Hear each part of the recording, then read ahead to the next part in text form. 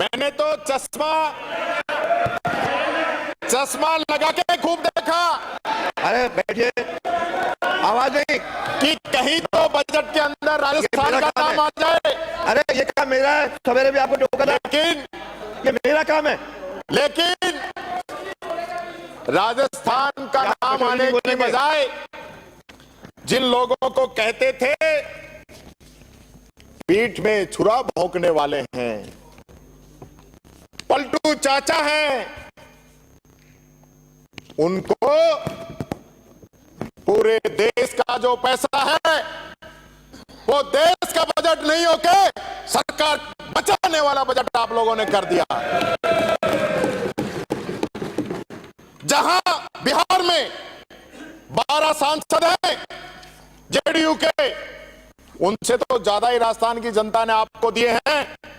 वो लेके गए हैं 58,900 करोड़ रुपए। आंध्र प्रदेश में हमसे 2 ही सांसद ज्यादा हैं, 16 हैं वहां, वो लेके गए हैं 50,475 करोड़ रुपए। अब मुख्यमंत्री जी आप बता दीजिए कि अब ये इंजन किधर चल रहा है, ये आप बता दीजिए। ये जो आप रोकते हो ना मुझे बार बार, इसी पे 2 लाइनें कहना चाहूंगा कि मुट्ठी में कुछ सपने लेकर भरकर जेबों में आशाएं, दिल में है अरमान यही, कुछ कर जाएं, सूरज सा तेज नहीं मुझ में, कि सूरज सा तेज नहीं मुझ में, दीपक सा जलते देखोगे, अपनी हद रोशन करने से तुम मुझको कब तक रोकोगे, आप बात कर रहे हो राहुल गांधी जी की, आप क्या बराबरी करेंगे राहुल गांधी की? आज राहुल गांधी जी ने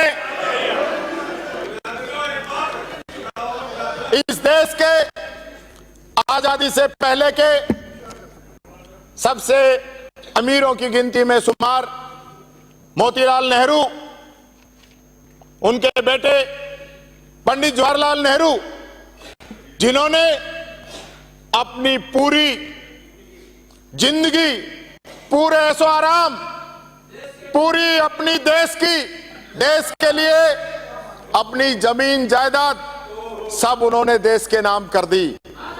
उनके लिए कवि प्रदीप ने लिखा था कि फूलों की सेज छोड़कर दौड़े जवाहरलाल।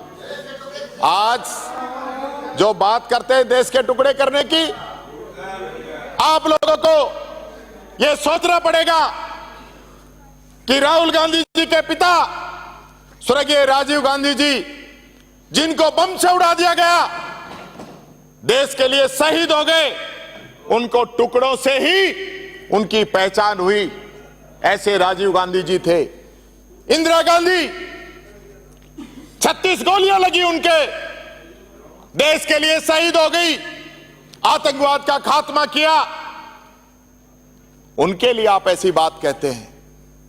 महात्मा गांधी, जिन्होंने देश की आजादी की लड़ाई लड़ी, पूरी दुनिया के अंदर मिसाल बने, आज नेहरू गांधी परिवार की आप बात करते हो, जिस परिवार के 3 प्रधानमंत्री होते हुए आज तक दिल्ली में जिनका घर नहीं है। आपने इंदिरा गांधी का घर छीना था, वो किराए के मकान में रही थी। आपने राहुल गांधी का घर छीना, देश की जनता ने अपने दरवाजे खोल दिए कि यह है राहुल गांधी जी का घर। जिस राहुल गांधी ने अपना बचपन अपने हाथों में अपने परिजनों की मौत को देखा हो, 7 साल के अंदर 2 मौत जिसने परिवार के अंदर देखी हो, जिसको नाम बदल के पढ़ाई करनी पड़ी हो, जिसने पूरे देश की पैदल यात्रा करी हो, जो 5वीं बार संसद का सदस्य बना हो और नेता प्रतिपक्ष हो, उसकी आप पर बात करोगे? मैं कहना चाहूंगा, इन बातों से काम चलने वाला नहीं है मुख्यमंत्री जी, काम तो आपको करना पड़ेगा। ये जो है ना, सरकार बचाने के चक्कर में सारा बजट ले गए और हमें कुछ भी पल्ले नहीं पड़ा, ये बात मैं कहना चाहूंगा। सही बात है, बजट राजस्थान का चर्चा केंद्र की कर रहे हैं, इसलिए चर्चा कर रहे हैं कि केंद्र से जो हमें मिलने वाला था क्या मिला, वो जरा आप बता दीजिए। पिछले 7 महीने की बात करना चाहूंगा। पिछले 7 महीनों में एक शब्द लगातार, आज भी विधानसभा में माननीय मंत्रियों ने व्यवस्थाएं दे दी हैं, आश्वासन दे दिए कि जांच करेंगे। या आखिर जांच कब करेंगे? या जांच ही करेंगे, काम भी कुछ करेंगे? ऐसा लग रहा है कि एक पूरा मंत्रिमंडल, एक पूरी सरकार जांच कराने के लिए आप लोगों को चाहिए, काम करने का तो आप लोगों की मंशा है नहीं। एक तरफ कहीं मन की बात हो रही है, यहां जांच की बात हो रही है। अरे भाई, जांच भी करा लेना, पहले काम तो कर दो। दूध का बोनस नहीं आ रहा, गौशाला का अनुदान नहीं आ रहा मुख्यमंत्री जी, छात्रवृत्ति नहीं आ रही। और आपके सुबह मंत्री बहुत बड़ा जवाब दे रहे थे कि आपके समय में 3-3 महीने में पेंशन आती थी, आपने 3 का 6 कर दिया। पहली पेंशन आपने 6 महीने बाद राजस्थान की जनता को दी है, यह बात मैं कहना चाहूंगा। आपने, वित्त मंत्री जी ने $350 बिलियन की बात की। शायद इतिहास में तब से बजट आ रहा है, पहली बार बिलियन और डॉलर की बात हुई है। तो जरा वित्त मंत्री जी ने तो नहीं बताया पिछली बार, मुख्यमंत्री जी, हम सब लोग ये जो तिलिस्म की फिगर है ना, इसको जानना चाहते हैं कि ये कौन सा जादू है, कौन सा जादुई फिगर आपने दिया है। और रुपयों से बात करते करते आप तो डॉलर पे पहुंच गए। आप तो कहते थे कि जो जो डॉलर की कीमत बढ़ती है, हमारे देश की इज्जत गिरती है। तो आज के समय में डॉलर की कीमत क्या है, यह भी बता देना कि 10.5 साल में आप लोगों ने डॉलर को कहां से कहां पहुंचा दिया। यह भी मैं चाहूंगा मुख्यमंत्री जी, जब आप जवाब दें तब जरूर बताएं। वैसे तो जवाब देने की आदत नहीं है आपकी। भले आदमी ये सारी चीजों को पी जाते हैं और मंद मंद मुस्कुरा के और सवाल से किनारा काट लेते हैं, लेकिन ये मुस्कुराने से काम नहीं चलेगा। जवाब तो देना पड़ेगा। आप पूछ रहे थे उस दिन कि आप कौन हैं जो एमओयू के बारे में जानना चाहते हैं। सरकार हमारी, एमओयू हमारा, आप कौन होते हैं पूछने वाले। मैं कहना चाहूंगा, मैं वो पूछने वाला हूं जो बाबा साहब भीमराव अंबेडकर के संविधान की वजह से राजस्थान की जनता ने आपसे सवाल पूछने के लिए इस पद पे बैठाया है। मैं वो हूं आपसे सवाल पूछने वाला। मैं एक बात और कहना चाहूंगा कि अंग्रेजी भाषा के एक प्रसिद्ध कवि दार्शनिक एलेस्टर क्राउले याद आ रहे हैं, जिन्होंने एक बात कही थी, क्लाउड्स विदाउट वाटर, यानी कि बिन पानी के बादल। और गांव में एक बात बहुत है कि जो गरजते हैं वो बरसते नहीं।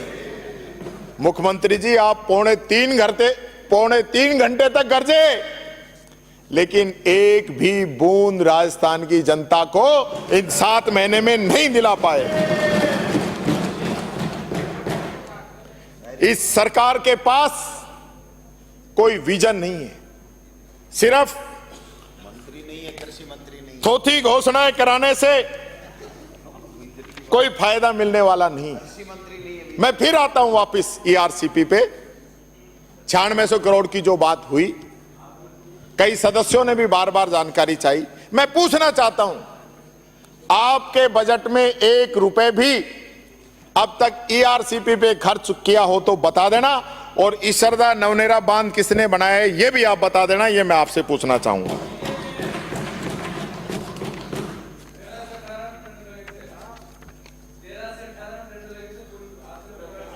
13 से 18 लगे थे, बहुत बढ़िया। यहां से एक डिमांड भी आ गई ईआरसीपी की कि इसका नाम नरेंद्र मोदी जी के नाम पे करना चाहिए। क्यों भाई? ईआरसीपी का जो इलाका है, ज्यादातर आदिवासी, गरीब लोग, दलित लोग इस पूरे इलाके के अंदर आते हैं।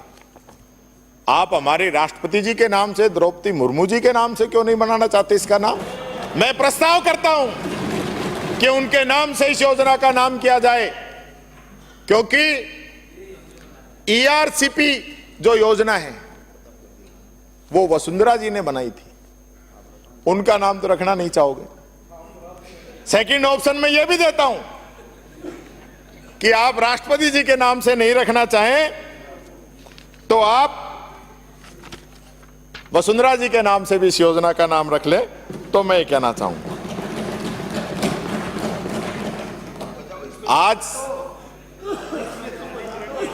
आज वैसे प्रदेश के अंदर ये चर्चाएं हैं कि मुख्यमंत्री जी और वित्त मंत्री जी कि आजकल थोड़ा सा जो है पटरी सही नहीं चल रही है, लेकिन आज आप मैचिंग में आए हैं।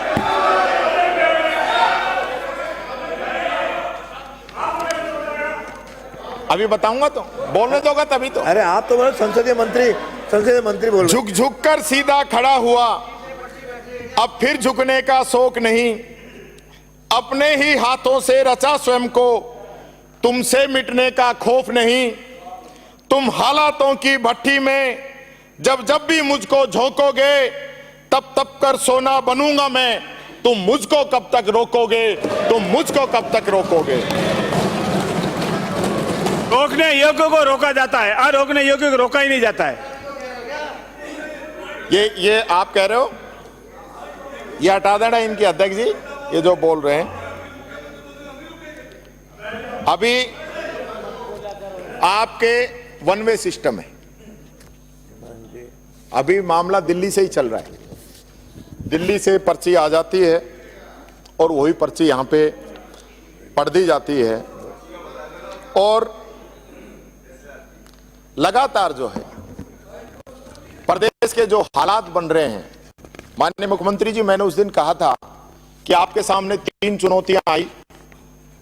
एक चुनौती मैंने बताई थी आपको, बरसात में नाले साफ नहीं हो पाए। 2 चुनौतियां और आई, बिजली की और पानी की। आप दोनों ही मौकों पे फेल हुए। आज भी 7 महीने के बाद में भी हम कह रहे हैं प्रदेश में बिजली नहीं आ रही, तो आप कहते हैं ये तो पिछली बार का एमओयू था, उसकी वजह से नहीं कर पा रहे। आज मुझे बड़ा खेद है इस बात का भी, और प्रदेश की जनता को बिजली नहीं मिल रही। लगातार दावे किए जा रहे हैं। आपने उद्योगों की बिजली काटने का ऑर्डर किए, लेकिन उद्योगों की बिजली नहीं काट पाए, और आपने किसानों की, राम जनता की बिजली काट दी। एक और बड़ी बात हुई मुख्यमंत्री जी, मैं कोई आपको टारगेट नहीं करना चाहता, लेकिन इसी सदन के अंदर आपने कहा कि मेरी विष्णु भाई से बात हो गई छत्तीसगढ़ के अंदर, और उन्होंने कह दिया है कि आपको जितना कोयला चाहिए उतना कोयला मिलेगा, और आपकी जो कोयले की खान है उसको हम वन विभाग की एनओसी दे देंगे, आपने कहा। और फिर आपने यह भी कहा कि उनका रात को मेरे पास फोन आया वापस कि आपने जो कहा है वो हमने कर दिया है, आपको कोई कमी नहीं आएगी। लेकिन मुझे बड़ा दुख हुआ जब छत्तीसगढ़ के मुख्यमंत्री ने यह कहा कि मेरी इस मामले में राजस्थान के मुख्यमंत्री से कोई बात नहीं हुई, उनको कोई गलतफहमी हो गई। और कल तो बड़ी अजीब बात हो गई, आपने शेखावाटी वालों से जो वादा किया था यमुना का, तो खट्टर जी ने जैसे ही आपने कहा अगले दिन बयान दे दिया उन्होंने कि हमारा एक्स्ट्रा पानी होगा तो ही देंगे। और यही बात हमारे घर में आके, हमारी राजधानी के अंदर वो वापस कह गए कि पहले हरियाणा का हिस्सा पूरा होगा और उसके बाद अगर पानी एक्सेस आता है, बचेगा, तो आपको दिया जाएगा। हमारे माननीय मंत्री जी भी कल वहां मौजूद थे। तो आपको सही माने या ये और जो इंजन घूम रहे हैं, एक हरियाणा के इंजन है, एक छत्तीसगढ़ का इंजन है, उनको माने, ये बात मैं कहना चाहूंगा, क्योंकि पानी के हालात बहुत लगातार बिगड़ते जा रहे हैं। केप टाउन जो है दुनिया का पहला जलविहीन शहर घोषित हो चुका है। लेकिन आप लोगों को एक मारवाड़ी में कहावत है कि डूंगर बलती आग तो नजर आवे छे, पगा बलती कोनी दिखे। यानी आपको दूर पहाड़ पर आग तो जल रही है, वो तो नजर आ रही है, लेकिन जो पैर जल रहे हैं वो आपको नजर नहीं आ रहे हैं। ये बात मैं आपको कहना चाहूंगा माननीय अध्यक्ष महोदय जी। पेपर लीक की बात आई, मैंने पिछली बार इस बात को उठाया, कई सदस्यों ने ऐतराज किया, दंग रह गया मैं जब शनिवार को माननीय अध्यक्ष जी आपने आप बाल संसद बुलाई और बच्चों ने बड़ों बड़ों की बोलती बंद कर दी। उस पे क्या बोलोगे आप लोग, ये बात मैं पूछना चाहता हूं। मैं कहना चाहूंगा आज प्रदेश की कानून व्यवस्था क्या है। मोदी जी ने कहा था कि मणिपुर और राजस्थान एक जैसे प्रदेश हैं। हमारे राजस्थान जैसे शांत प्रदेश को मणिपुर के साथ जोड़ के मोदी जी के द्वारा बताया गया। और सबसे बड़ी बात तो यह हो गई कि हमारी वित्त मंत्री जी जो सांसद थी उस समय, आपने संसद में गांधी जी की मूर्ति के आगे धरना दिया। मैं कहना चाहूंगा उदयपुर सलमपुर में शंकर मेघवाल अध्यापक की हत्या, रामेश्वर वाल्मीकि झुंझुनू पीट पीट के हत्या, डिंपल मीणा की हत्या, लक्ष्मण मेघवाल की हत्या, कन्हैयालाल मेघवाल की हत्या, पेमाराम की हत्या, चित्रा मेघवाल की हत्या, ये वो दलित का नाम बता रहा हूं जिनको पीट पीट के मारा गया है, पीट पीट के मारा गया है। अब आप बता दीजिए आप धरना कब देंगी, और अब संसद में धरना आप देना चाहते हैं या राजस्थान की विधानसभा के बाहर धरना देना चाहते हैं, यह बात मैं आपसे पूछना चाहूंगा। महिला सुरक्षा की बहुत बड़ी बड़ी बात कर रहे थे आप। आपकी सरकार आने के बाद में कुछ आंकड़े आपको बताना चाहूंगा। 1 जनवरी 24 से 30 जून 24 तक महिला उत्पीड़न के 20,776 प्रकरण दर्ज हुए राजस्थान के अंदर। 6 महीने में सबसे ज्यादा मामले अलवर में 881 और दूसरे नंबर में भरतपुर में सबसे ज्यादा मामले आए। महिला अत्याचार के 2536 मुकदमे दर्ज हुए हैं 23 के अंदर। अब मैं बताना चाहूंगा आपको, जनवरी 24 में जो हमारे दिसंबर 23 से जो बढ़ोतरी हुई है 29.5% बढ़ोतरी जनवरी में, 3284 मुकदमे, फरवरी में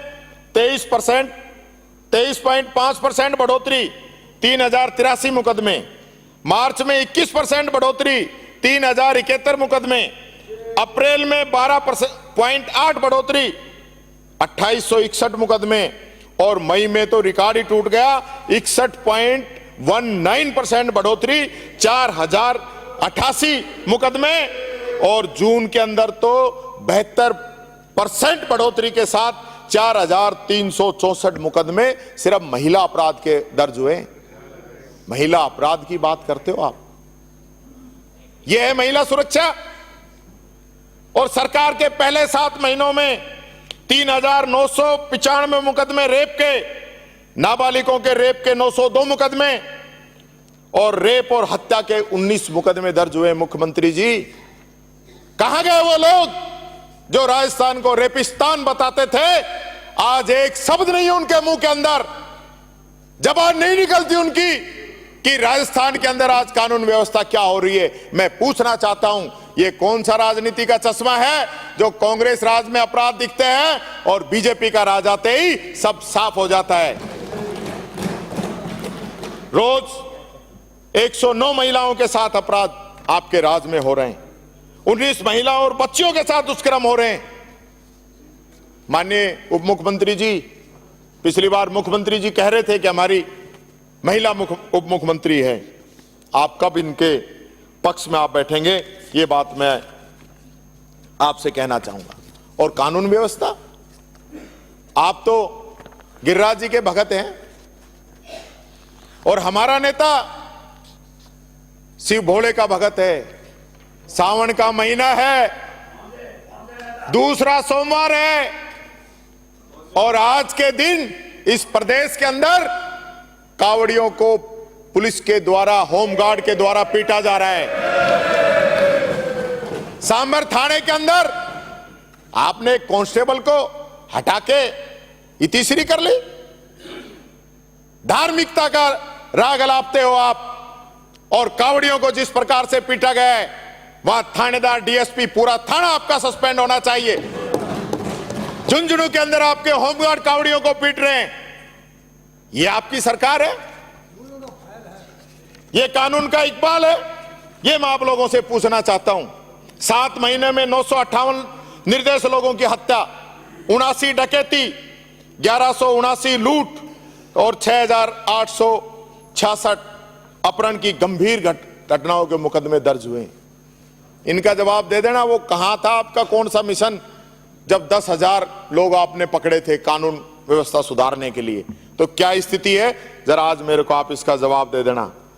माननीय अध्यक्ष जी, मैं ये कहना चाहूंगा, दलितों के खिलाफ जो अपराध दर्ज हुए हैं दिसंबर 23 की तुलना में जनवरी में 32.7, फरवरी में 33.7, अप्रैल में 34.1, मई के अंदर 19.5, जून के अंदर 62.5 और अब 53.37 तक की वृद्धि दलित उत्पीड़न के अंदर हो रही है। किस मुंह से आप कानून व्यवस्था की बात कर रहे हो? सही था, आपने बजट के अंदर जो गुड गवर्नेंस को आपने 10 नंबर पे रखा था। मैं समझता हूं वो आपने 1 से 10 था आपकी काउंटिंग, इसलिए आपने 10 रखा। हो सकता है आपके बिंदु अगर 1 से 25 होते तो आप कानून व्यवस्था को, गुड गवर्नेंस को 25 पे रखते। ये बात मैं कहना चाहूंगा। आपकी कथनी और करनी पे एक शेर कहना चाहूंगा कि हाथ आंखों पे रख लेने से खतरा नहीं जाता, कि हाथ आंखों पे रख लेने से खतरा नहीं जाता, दीवार से भूचाल को रोका नहीं जाता, दांवों की तराजू में तो अजमत नहीं तुलती, फीते से तो किरदार को नापा नहीं जाता, नापा नहीं जाता। और मैं कहना चाहता हूं, कानून व्यवस्था की दुहाई देते हैं, काम किनसे कराना चाहते हैं? पुलिस से। 24 घंटे की नौकरी, कोई छुट्टी नहीं। आधी रात को फोन आता है, तुरंत पुलिस पहुंचती है। पीटे तो पुलिस, बजरी माफिया कुचले तो पुलिस। और जब पगार की बात आती है, डीपीसी की बात आती है, तो आप चुप हो जाते। उनकी ग्रेड पे बढ़ाइए, पुलिस कांस्टेबलों की ग्रेड पे 3600 कीजिए। मुख्यमंत्री जी, मैं आपसे कहना चाहता हूं, ये कानून व्यवस्था को अगर मजबूत करना है तो हमें पुलिस को मजबूत करना पड़ेगा। कांस्टेबल से लेकर इंस्पेक्टर तक की डीपीसी हमें करनी पड़ेगी। ये बात मैं आपसे कहना चाहूंगा। और मैं पुलिस के लिए 2 लाइनें कहना चाहूंगा। ना होली मनाते हैं, ना दिवाली मनाते हैं, ये अपने फर्ज को हर हाल में पूरा निभाते हैं। चले जब गोलियां दुश्मन की तो सीना अड़ा देते हैं, मगर ये फर्ज की कीमत लहू देकर चुकाते हैं। अपनों के लिए हर वादे तोड़ के आते हैं, अपनों के लिए हर वादे ये तोड़ के आते हैं। ये खाकी वाले हैं, अपनों के लिए अपनों को रोता छोड़ के आते हैं, रोता छोड़ के आते हैं। ये बात मैं मुख्यमंत्री जी कहना चाहूंगा। आप इस विभाग के मंत्री हैं, मुझे पूरी उम्मीद है कि आप जरूर इस बारे में विचार रखेंगे। कुछ इश्यूज हैं जो इस समय सदन में पिछले दिनों चल के आए, चलते हुए कुछ बातें रखी सदस्यों ने। टाउनशिप पॉलिसी आप लेके आ रहे हैं, आप बड़े बिल्डर्स को फायदा देने का पूरा मन आपने बना लिया। छोटे बिल्डर या वो किसान जिसकी इसके अंदर जमीन जा रही है वो तो काम ही नहीं कर पाएंगे। आप बड़े लोगों को पनपाना चाहते हैं। A1 A2 की बात करते हैं तो इनके लिए किसान कहां जाएगा जिसकी जमीन है? इसके बारे में आप जरूर विचार करें। दूसरी बात, पर्यावरण की तरफ सबका ध्यान है। बहुत बड़ी बड़ी बातें हो रही हैं, आप भी पेड़ लगाने की कह रहे हैं, लेकिन हाई कोर्ट के द्वारा जिन नर्सरी के लैंड कन्वर्जन पे रोक लगी हुई है उसको आप इस टाउन पॉलिसी के अंदर लाकर किन लोगों को फायदा देना चाहते हैं? किन लोगों को फायदा देना चाहते हैं? कौन लोग हैं जो भ्रष्टाचार के दलदल में घुसकर इस टाउन पॉलिसी के अंदर अपना फायदा उठाना चाहते हैं? मुख्यमंत्री जी, मैं चाहूंगा इस पे भी आप जरूर ध्यान दें। यह बात मैं आप लोगों से कहना चाहूंगा। आपको पिछली बार मैंने एक बात कही थी कि आप ये थानों में जाके हाजिरी नहीं भरने के लिए अपने पास टीम है। आपने मेरी बात मान ली, लेकिन आपने तो मानी, सबने ही मान ली। अब सबके ही औचक निरीक्षण बंद हो गए। ना सीए साहब जाते हैं, ना और कोई अधिकारी जाते हैं। ऐसी क्या डायरेक्शन दे दी कि या तो सब कुछ बढ़िया हो गया, जो औचक निरीक्षण हुआ उसमें सब कुछ पूरे प्रदेश के अंदर साफ सुथरा काम हो गया, सारी चीजें सलीके से चल रही है, या आप जो गए, आपके अधिकारी गए, उन्होंने जो डायरेक्शन दी वो सारी डायरेक्शन फेल हो गई। दो ही कारण हो सकते हैं, इनमें से एक कौन सा है वो आप मुझे बता देना मुख्यमंत्री जी। ये बात मैं आप लोगों से कहना चाहूंगा। और कहीं इसके पीछे ये कारण तो नहीं है कि आप 11 सीट हार गए। वैसे बड़ी बुरी हुई है मुख्यमंत्री जी, बड़ी बुरी हुई है, क्योंकि उम्मीद थी 25 से 25 आएंगे और 5 लाख से नीचे नहीं जीतेंगे। मैंने पिछली बार भी कहा था, भाई उन लोगों को सामने तो लाओ जो कह रहे थे 5 लाख से नीचे नहीं जीतेंगे। वोट तो जनता का है, वोट तो जनता का है। जनता जिताएगी, हम जीते तो हम ही रह जाएंगे ना। ऐसे हम रहते तो हम इधर क्यों आते, उधर ही रह जाते। ये तो जनता देखती है कौन क्या काम कर रहा है।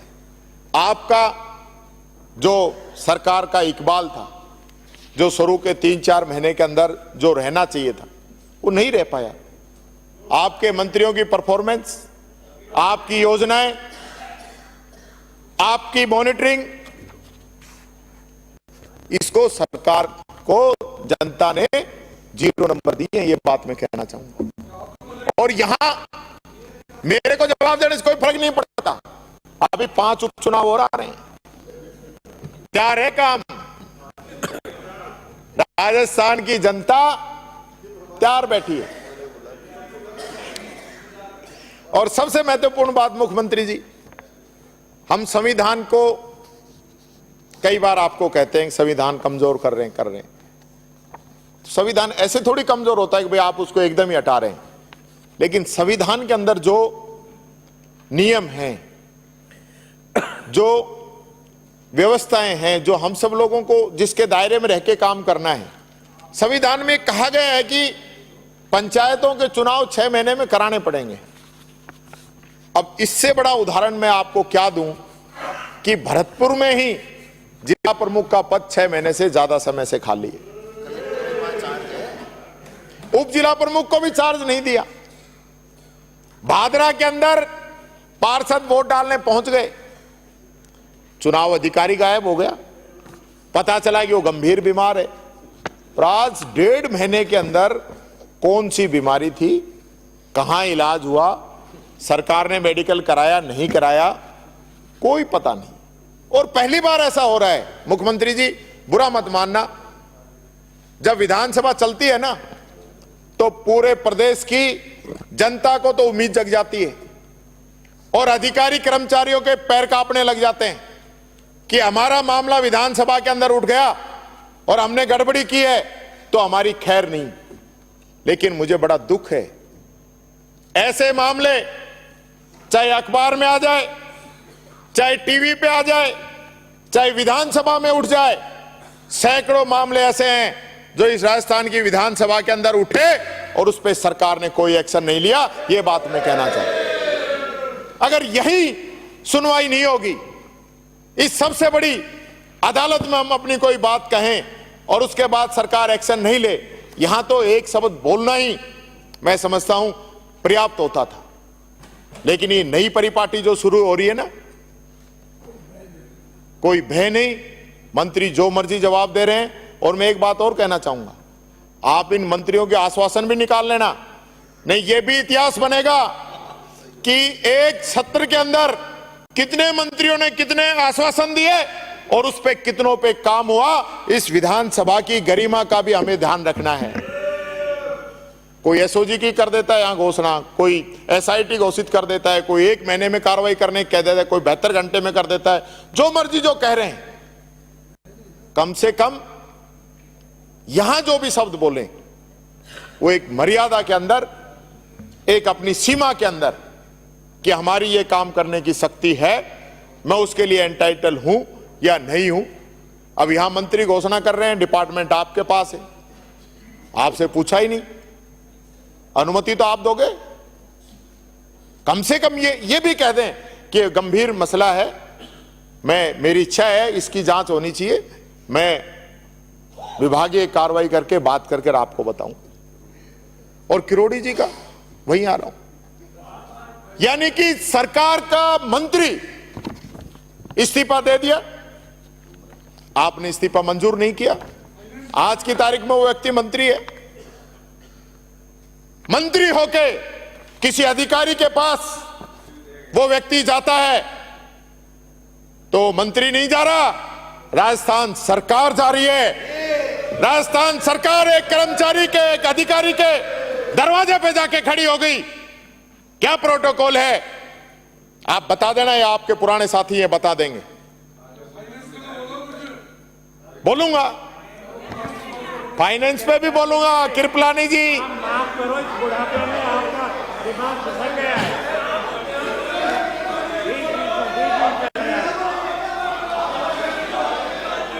आप बात कर रहे थे एसीबी की। हमने 5 साल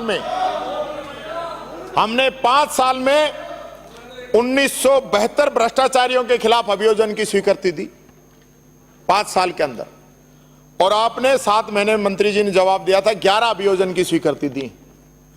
11 टोटली दी होंगी, जो विधानसभा में क्वेश्चन लगा था उसकी नहीं दी होंगी। और मैं बता देता हूं, उस पे तो मैं अलग दूसरे जो विधानसभा की प्रक्रिया है अध्यक्ष जी, उसके थ्रू आऊंगा। जो विधानसभा में गलत जवाब मिला है, मैंने उसके खंड में पूछा था कितनी अभियोजन स्वीकृति दी, आपने टोटल दी है, उस मामलों में 11 को नहीं दी है। ये बात मैं कहना चाहूंगा।